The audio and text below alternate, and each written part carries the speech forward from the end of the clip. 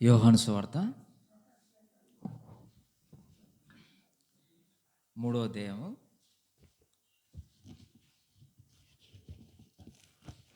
16వ వచనం చదువుకుందాము.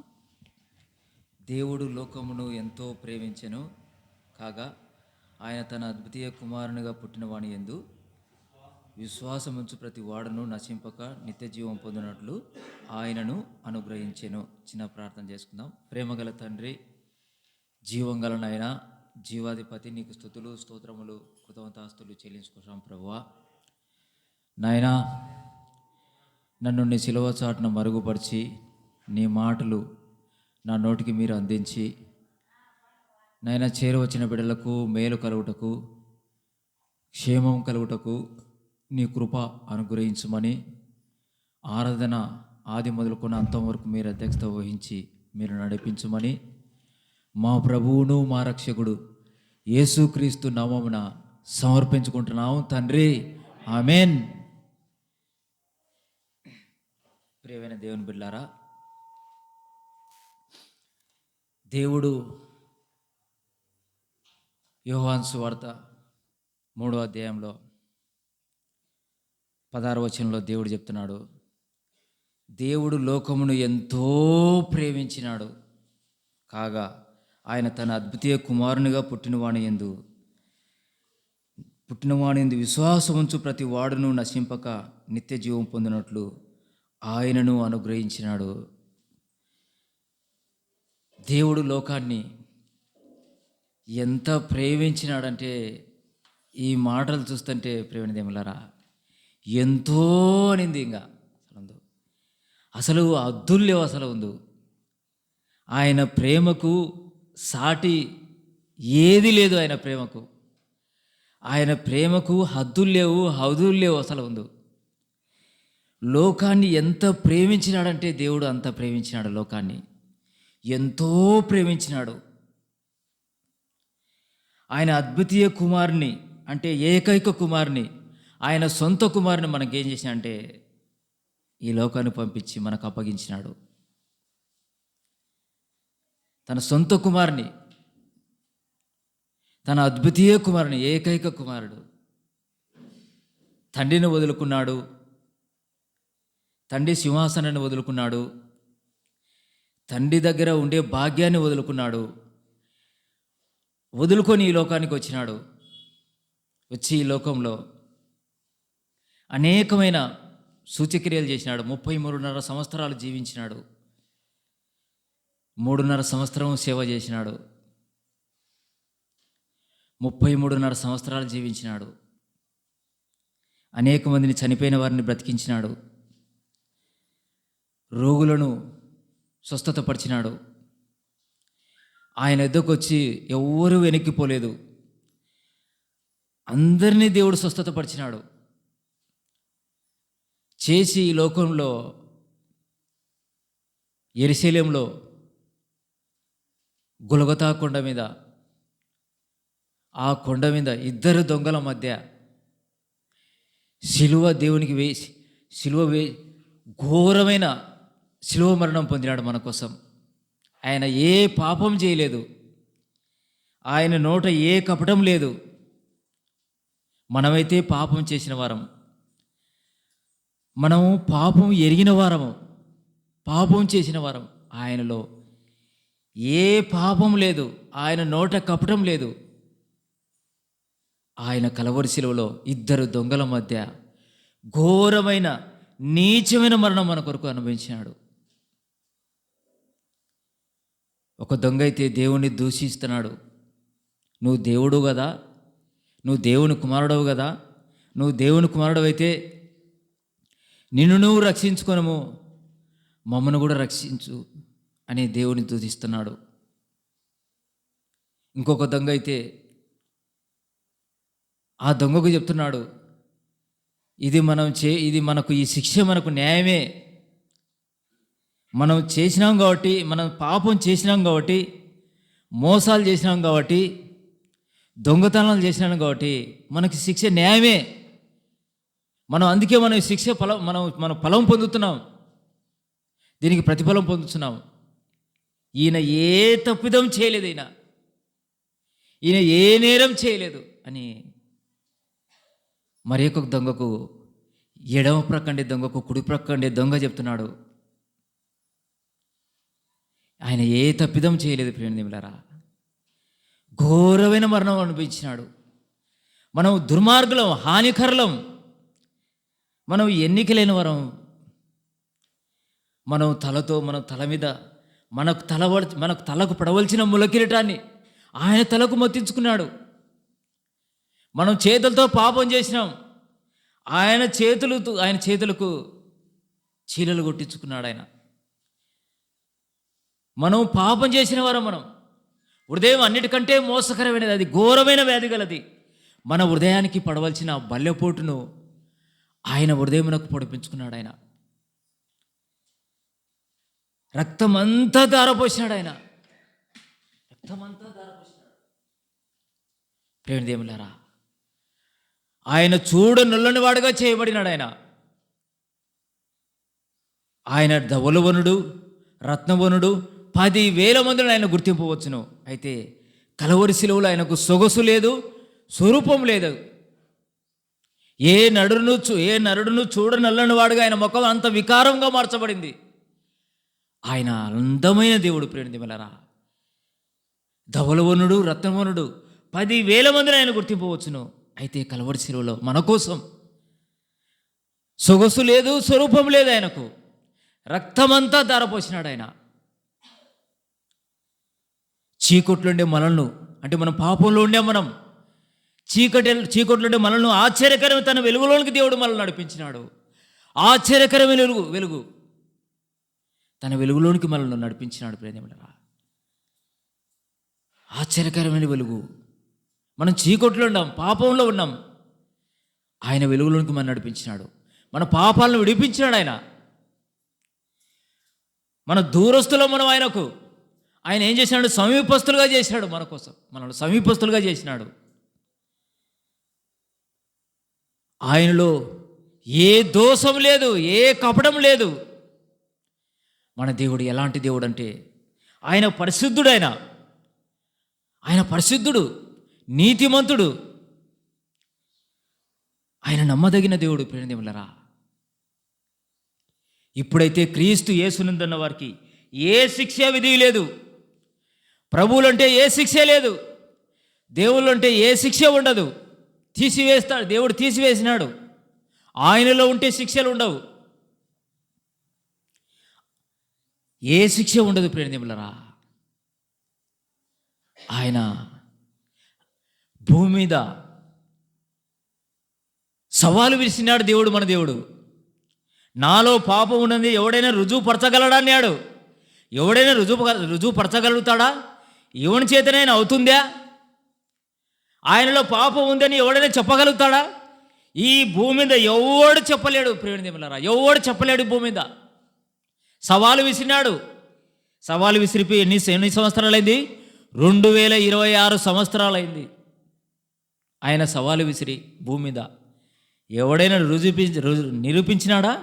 ఎవడు నిరూపించలేడు. ప్రేమిలారా, ఎవడు నిరూపించలేకపోయినాడు. ఎవరు నిరూపించలేకపోయినారు. ఆయన మరణపు ముళ్ళును విడిచివేసినాడు. ఆయన మరణాన్ని నిరర్థకం చేసినాడు. మన కోసం మరణాన్ని నిరర్థకం చేసినాడు. మరణపు ముళ్ళును విడిచివేసినాడు. మరణకున్న బలాన్ని తీసివేసినాడు.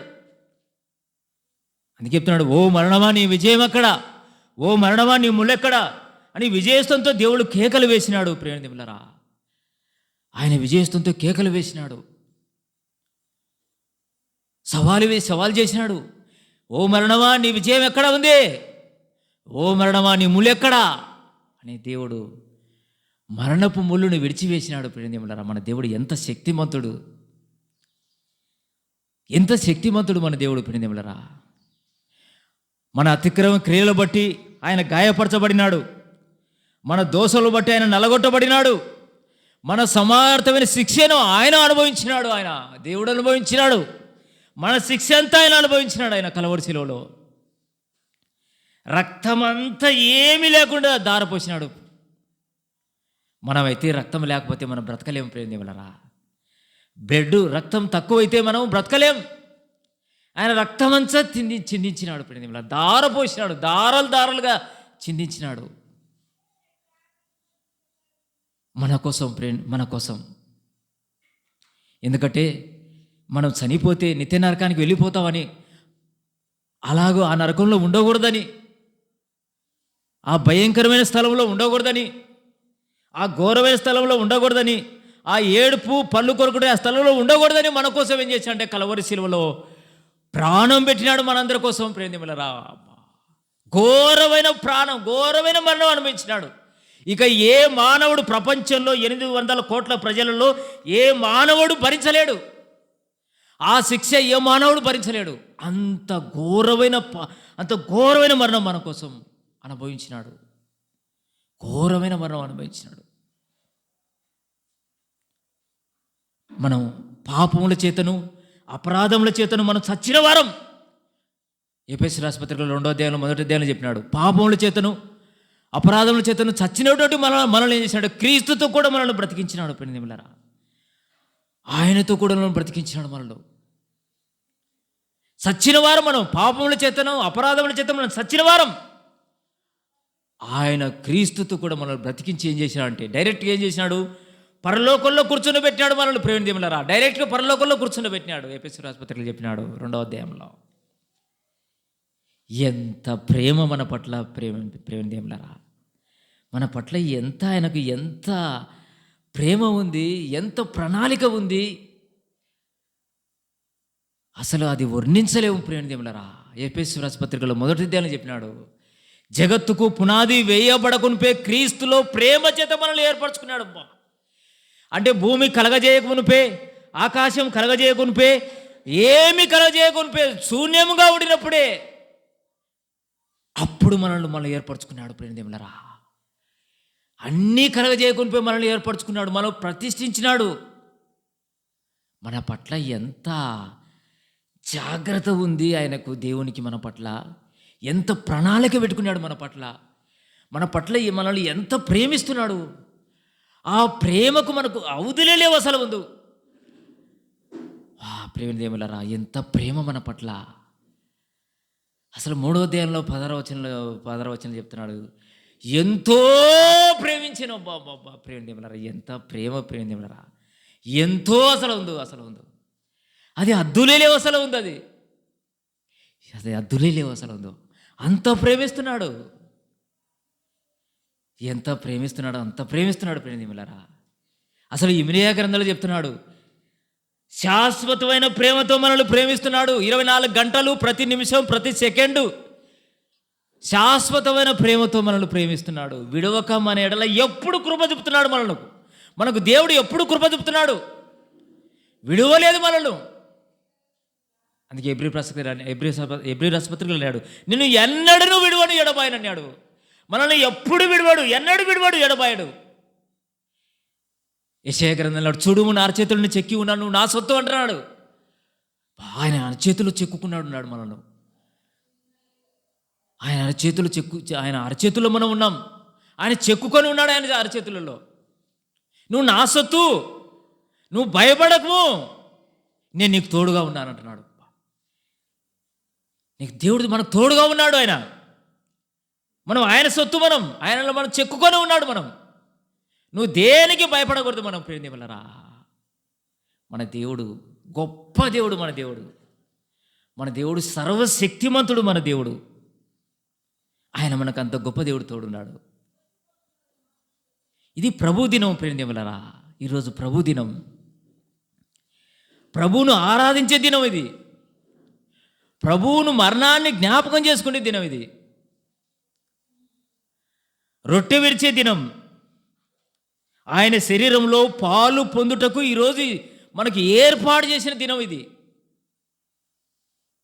ఆరాధన. ప్రియదేవులరా, ఈరోజు ఆరాధన దినం, ప్రభువును ఆరాధించే దినం. ఆయన మరణమును జ్ఞాపకం చేసుకోవాలి. ఈరోజు నేను వచ్చే వరకు నా మరణమును మీరు ప్రచురించుదురు అన్నాడు. నా మరణమును మీరు జ్ఞాపకం చేసుకోండి అని చెప్పినాడు దేవుడు. ఆయన మరణాన్ని మనం జ్ఞాపకం చేసుకోవాలి. ప్రియదేవులరా, ఆయనని ఎప్పుడు మనం జ్ఞాపకం చేసుకోవాలి. అందుకే చెప్తున్నాడు ప్రియదేవులరా, యోహాను సువార్త చెప్తున్నాడు 4వ అధ్యాయంలో, దేవుడు ఆత్మ గనుక ఆయనను ఆరాధించువారు ఆత్మతో సత్యంతో మనం ఆరాధించాలి. ఆయన ఆత్మ, దేవుడు ఆత్మ గనుక మనం ఎలా ఆరాధించాలంటే ప్రభును ఆత్మతో సత్యంతో ఆరాధించాలి. ఆత్మతో సత్యంతో ఆరాధించాలి. మన దేవుడు సత్యవంతుడు, సత్యంతో మనం ఆరాధించాలి. వారంలో ఏ తప్పిదం చేయకుండా, ఏ పొరపాటు చేయకుండా, ప్రతి దినము ప్రతిరోజు ఆయన సన్నిధిలో గడిపి, ఆయన సన్నిధిలో వారమంతా మనం ప్రార్థన చేసుకొని దేవుని సన్నిధిలో గడిపి, ఏ తప్పిదం చేయకుండా, ఏ పొరపాటు చేయకుండా ప్రేమిలరా ఆయన శరీరంలో, ఆయన రక్తంలో పాలు పొందాలని దేవుడు చెప్తున్నాడు మనకు. అలాగూ చేస్తేనే దేవుడికి అంగీకరిస్తాడు. అలాగూ మనం చేసి మనం ఆయన శరీరంలో, ఆయన రక్తంలో పాలు పొందితే మనకు ఆశీర్వాదం. అలాగూ పొందమని దేవుడు కోరుతున్నాడు ప్రేమిలరా. ఎవరూ అయోగ్యంగా చేయవేయకూడదు. మనం పరీక్షించుకోవాలి. మనం పరీక్షించుకొని ఆయన శరీరంలో, ఆయన రక్తంలో పాలు పొందాలి ప్రేమిలేరా. ఆయన పరిశుద్ధుడు. ఇది దేవుడి శరీరం పరిశుద్ధమైనది, ఆయన రక్తం పరిశుద్ధమైనది, ఆయన రక్తం నిష్కలంకమైనది, పరిశుద్ధమైన రక్తం. మన దేవుడు పరిశుద్ధుడు. కాబట్టి మనం చాలా జాగ్రత్తగా ఆయన శరీరంలో పాలు పొందకముందు, మనం రాకముందే, దేవుడి సన్నిధిలోకి ఇక్కడ రాకముందే ఇంటి దగ్గరనే మనం సరి చేసుకొని, తప్పులు చేసింటే ఒప్పుకొని, ఆయన ఎదుట ఒప్పుకొని, ఒకవేళ సమాధానంగా లేకపోతే ఎవరితోనైనా సరే మనం సమాధానం కలిగి ఉండాలి. సమాధానం కలిగి ఉండకుండా ఆరాధనలో చేయి వేస్తే, ఆయన శరీరంలో, ఆయన రక్తంలో పాలు పొందితే ఏం ప్రయోజనం లేదు. శాపగ్రస్తులైతాం ప్రేమిదేములరా. సమాధానం కలిగి, అందరితో సమాధానం కలిగి మనం ఆయన శరీరంలో, ఆయన రక్తంలో పాలు పొందాలి. దేవుడు చెప్తున్నాడు ప్రేమిదేములరా. అలాగ సమాధానం కలగకపోతే, సమాధానం లేకుండా ఎవరితో అయినా సరే సమాధానం ఉండకుండా ఉండి మనం ప్రార్థనకు వచ్చి ఆయన శరీరాల రక్తంలో పాలు పొందకూడదు. ఒకవేళ అవి జ్ఞాపకం వచ్చి సమాధానం లేకుండా ఉన్నారనుకో, అక్కడికి వెళ్ళి, ఆ వ్యక్తి దగ్గరికి వెళ్ళి సమాధానపడి, అర్పణ విడిచిపెట్టి సమాధానపడి వచ్చి, ఆయన శరీరంలో, నా శరీరంలో, నా రక్తంలో మీరు పాలు పొందుడి అని దేవుడు చెప్తున్నాడు ప్రియదేవులారా. అలాగూ పాలు పొందమని చెప్తున్నాడు. అయోగ్యంగా ఎవరు చేయవేయకూడదు. అందుకే చెప్తున్నాడు ప్రియదేవులారా. 1 కొరింథీయుల పత్రికలో 15వ అధ్యాయం 3వ వచనం, 15వ అధ్యాయము 1 కొరింథీయుల పత్రిక. నాకు ఇయ్యబడిన ఉపదేశము మొదట నేను మీకు అప్పగించి తిని, అదేమనగా లేఖనముల ప్రకారము క్రీస్తు మన పాపముల నిమిత్తము మృతి పొందెను, సమాధి చేయబడెను, లేఖనముల ప్రకారము 3వ దినమున లేపబడను చాలు ప్రియదేవులారా. దేవుడు చెప్తున్నాడు, నాకు ఇయ్యబడిన ఉపదేశం అంటే దేవునికి ఇయ్యబడిన ఉపదేశం ఏం చేసినాడంటే, నేను మొదట మీకు అప్పగించి తినన్నాడు. మనకు అప్పగించినాడు దేవుడు ఈ పని చేయమని. ఆయనకి ఇయ్యబడిన ఉపదేశాన్ని మనకి అప్పగించినాడు దేవుడు. నేను మీకు అప్పగించి తిని అంటున్నాడు. అదేమనగా దేవుడు లేఖనల ప్రకారం చనిపోయినాడు, లేఖనల ప్రకారం సమాధి చేయబడినాడు, లేఖనల ప్రకారము 3వ దినమున మృత్యుంజయుడుగా లేచినాడు ప్రియదేవులారా. ఆయన సమాధికి ఆయన ఎలా లేస్తాడని అక్కడ ప్రజలు ఏం చేశారంటే కావలి ఉంచారు, కావలి వారిని. ఆయన ఎలా లేస్తాడో చూద్దామని, ఎట్లా లేస్తాడని. 3వ దినమున తెల్లవారక ముందే ప్రియదేవులారా, ఆదివారం తెల్లవారుజామున అక్కడ సైనికులు పెట్టారు. అక్కడ ఎలా లేస్తారని, దేవుడు ఎలా లేస్తాడని. దేవుడు లేచేటప్పుడు ప్రియదేవులారా, సమాధులు బండలు ఎగిరిపోయినాయి ప్రియదేవులారా. ఎక్కడి ఎగిరిపోయినాయి, అసలు ముందు బద్దలైపోయినాయి బండలు, భూకంపం లేచింది. ఎంత శక్తిమంతుడు మన దేవుడు ప్రేమిలరా. సమాధి బండ బద్దలైపోయింది, బండలు రాళ్ళన్నీ బద్దలైపోయినాయి, భూకంపం కలిగింది, గొప్ప భూకంపం కలిగింది. లేచినాడు ప్రేమిలరా, లేచినాడు. దాదాపు ఇంచుమించు 500 మందికి ఒకేసారి కనపడినాడు దేవుడు. మన రక్షకుడు, మన రక్షకుడు ఎంత శక్తిమంతుడు ప్రేమిలరా. పరలోకానికి ఆరోహణుడైనాడు మన దేవుడు, పరలోకానికి ఆరోహణుడైనాడు మన దేవుడు. శక్తిమంతుడు ప్రేమిలరా. ఈరోజు ప్రభు దినం, ఈరోజు ఆరాధించే దినం, దేవుణ్ణి ఆరాధించే దినం. ఆత్మతో సత్యంతో దేవుని ఆరాధించాలి, యథార్థంగా ఆరాధించాలని దేవుడు కోరుకుంటున్నాడు. మనం యథార్థంగా బ్రతకాలి, యథార్థంగా ఆరాధించాలి. దేవునికి ఒక కోరిక, మనం యథార్థంగా ఆరాధించాలి, యథార్థంగా బ్రతకాలి మనం. అందుకే చెప్తున్నాడు, యథార్థంగా ప్రవర్తించే వారికి ఏ మేలు చేయక మానడు దేవుడు, మన దేవుడు. యథార్థంగా ప్రవర్తిస్తే మనకు ఏ మేలు చేయక మానడు. యథార్థవంతుడు మన దేవుడు ప్రేమిలరా. మనం యథార్థంగా బ్రతకాలి, యథార్థంగా దేవుణ్ణి ఆరాధించాలి. ఆయన దేవుడు సత్యవంతుడు కాబట్టి మనం సత్యము కలిగి ఆరాధించాలి, ఆత్మతో సత్యంతో ఆరాధించాలి. కాబట్టి ఎవరు అయోగ్యంగా చేయవేయకూడదు. అందరూ యోగ్యత కలిగి ఆయన శరీరంలో ఆయన రక్తంలో మనం పాలు పొందాలి ప్రేమిలరా. లేకపోతే అయోగ్యంగా చేయి వేసినారనుకో ఏం ప్రయోజనం లేదు, శాపగ్రస్తులవుతారు. అయోగ్యంగా చేయి వేస్తే కొందరు నిద్రిస్తున్నారన్నాడు, అంటే కొందరు చనిపోతారన్నాడు, కొందరు రోగులవుతారని చెప్పినాడు, కొందరు మరికొందరు బలహీనులు అవుతారని చెప్పినాడు దేవుడు. అలా కాకుండా, అలా ఎవరు కాకూడదు. అలా కాకుండా మనం సత్యంలో, దేవుని సత్యమును అనుసరించి మనం యథార్థంగా బ్రతికి మనం యథార్థంగా దేవుని ఆరాధించాలి ప్రేమిలరా. ఆయన సత్యవంతుడు కాబట్టి మన సత్యంతో మనం ఆరాధించాలి. అలాగ మనం ఆరాధించాలి, సత్యంతో ఆరాధించాలి, యథార్థంగా ఆరాధించాలి. అట్టివారు దేవుడు కావాలని మనందరినీ కోరుకుంటున్నాడు ప్రేమిలరా. అట్టివారు కావాలని, ఆయనకు కావాల్సింది అట్టివారే కావాలి. ఆయనకు ఎవరు కాదు కావాల్సింది, యథార్థంగా ఆరాధించేవారు కావాలని, సత్యంతో ఆరాధించేవారే కావాలని దేవుడి కోరిక. ఆ కోరిక ప్రేమిలరా దేవుడు కోరిక కలిగి ఉన్నాడు. మనమందరం అలాగా ఆరాధించి ప్రభువును మహిమపరచాలని ప్రభువు నాను మనవి చేస్తున్నాను. దేవుడి మాటలను దీవించును గాక.